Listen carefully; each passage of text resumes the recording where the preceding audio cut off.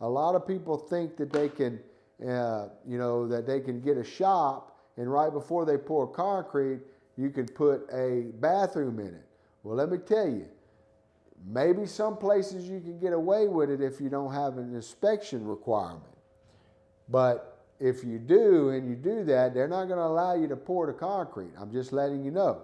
Okay, so it's best, the point I'm trying to make is it's best to devote all this information up front from the very beginning. That way you have no complications through your build process.